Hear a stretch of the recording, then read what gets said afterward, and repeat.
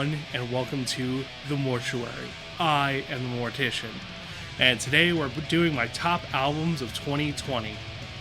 Yeah, at the beginning of February, I had pre-ordered one of the 2020 albums on vinyl. It was supposed to be here in December, and it never fucking came. And apparently, I just got word it's not coming till March, so I'm leaving that off, even though it probably deserves to be here, or at least the chance to be on here. You know, I don't have that kind of time. So, let's start this off. The first album we have here is Drown's Savatius. This fucking album is incredible. It's an absolutely stellar piece of funeral doom, and honestly, it might be one of my favorite releases from the genre. I really like this album. They have a crushing, melancholic atmosphere. It doesn't drag like ever. They actually keep it fresh the entire way through, which I find even the most seasoned funeral doom bands have a hard time doing, but they did it.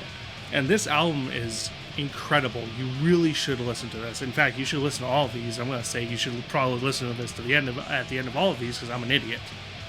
Listen to this. Next, we have Katitas, Traveler of the Untouched Voids. This EP actually blew me away. I've never listened to Katitas before this EP. In fact, the first song I ever heard by this band is the first song off this EP, Descent of Purple Mist. And that song is such a kick-ass way to start it out. It's like, so let me set the scene, right? There's this keyboard playing. It's like a very kind of scary, spooky choir, very hypnotic. You know, it lulls you in, and then it just hits you in the fucking face with double bass blast beats. It's fucking amazing, and it never loses its momentum throughout the entire EP. The only thing I will say, I didn't like the cover on this EP, but I don't count that against it because it's a cover. I really don't think it belongs as, like, it's the centerpiece. It'd be like judging an album by its bonus material, in my opinion. And the next album we have is Inquisition's Black Mass for a Mass Grave. This fucking album, this came out of nowhere. I was honestly expecting Inquisition to be like dead and done after, you know, the whole controversy popped up. And I do remember back in the day that after that had happened, they made a Facebook post that they were in the studio, but I didn't think they were actually going to release anything. But it turns out they released probably what is the best black metal release in their career, honestly. And I say the best black metal release because they were thrash at like the very beginning. But anyway, that's not important. It's very melodic. Their single is a very good indicator of what to expect on the rest of this album, and it's absolutely phenomenal. I mean, it is an incredible piece of black metal. It's like they took all the fucking anger and all the fury and all the shit that they had to deal with and just put it into a fucking album, and it's amazing. Super rad shit. Next, we have Greaves, self-titled. This is also another curveball. I had never even heard of this band until my friend Chris dropped this on my head, and it kind of blew me away. I don't really know how to describe it exactly. It's not exactly traditional black metal, but it has the traditional tropes, if that makes sense. But it plays them in a more melodic way. I feel like that's the best way I could possibly describe it to you. And it's absolutely stellar. And if you have the vinyl release, I believe there's some dark ambient tracks as well that are really killer too. I mean, it's just incredible. This band is really talented, and I really think you should try and give Greaves, self-titled, a fair shake.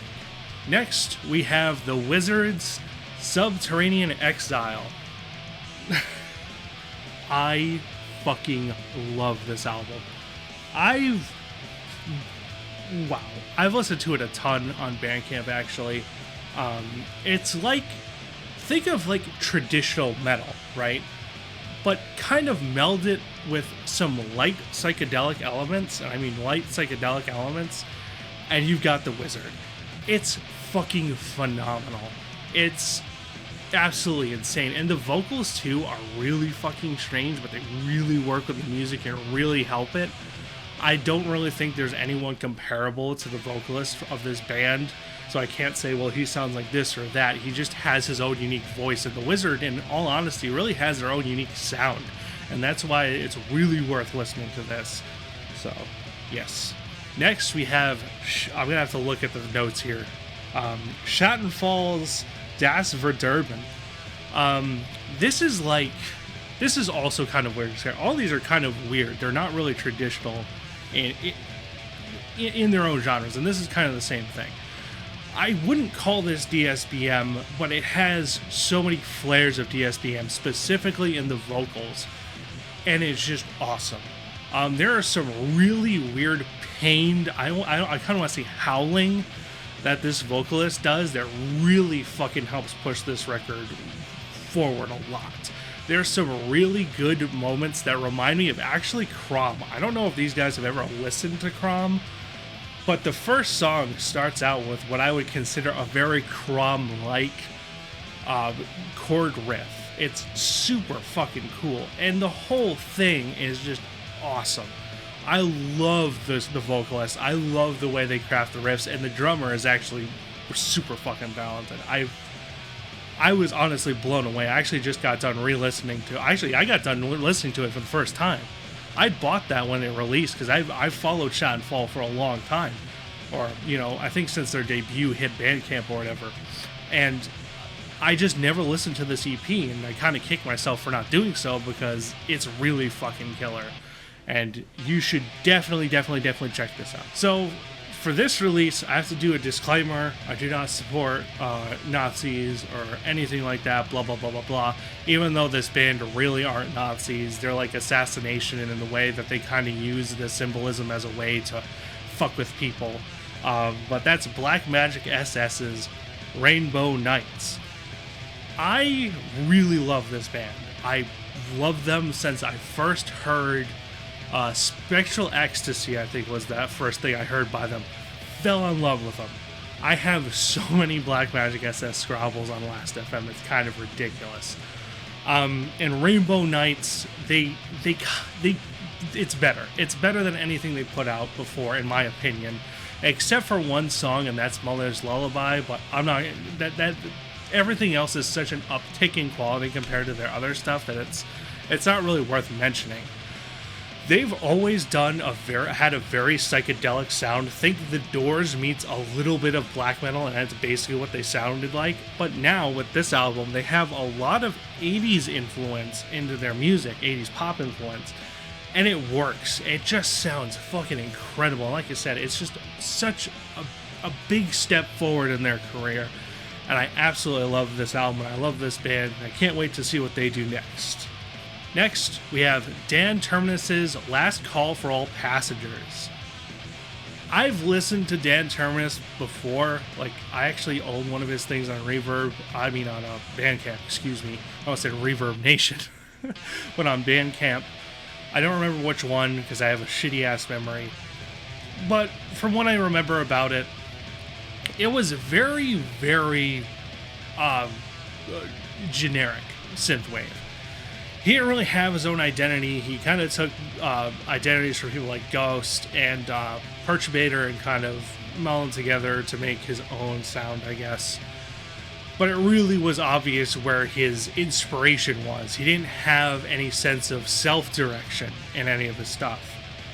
However, with Last Call for All Passengers, this album, he definitely has his own sound.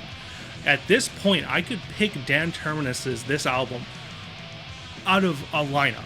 Like, it's just such a unique sound. It has a way more jumpy sound, if that makes any more sense, or boppy might be a better term, sound than any other synthwave band I've heard. It's a lot more in line with EDM than it is with synthwave, but it's still very obviously synthwave. So it kind of created its own, he kind of created his own niche by doing this kind of a sound, and it's absolutely killer. I mean, I've listened to this a lot last year when it dropped, because it just blew me away, because I was like, I could not believe it was the same dude, and it was just such a humongous jump in quality for this guy. And I'm super happy that he's finally got his own sound, and it sounds absolutely killer, and you're fucking killing it, dude. And the last album we have here is Funeral Requiems, Far Beyond the Misty Fog.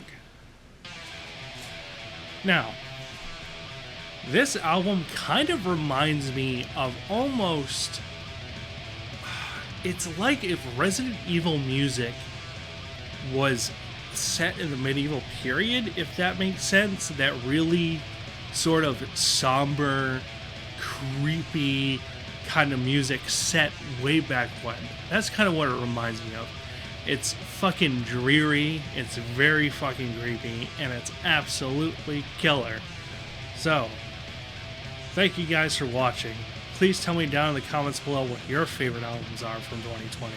And yes, I know I won't do this again next year, even though it'll probably happen again next year where I do it super late, but better late than never, I always say. So, thank you guys for watching. Mortician, peace out.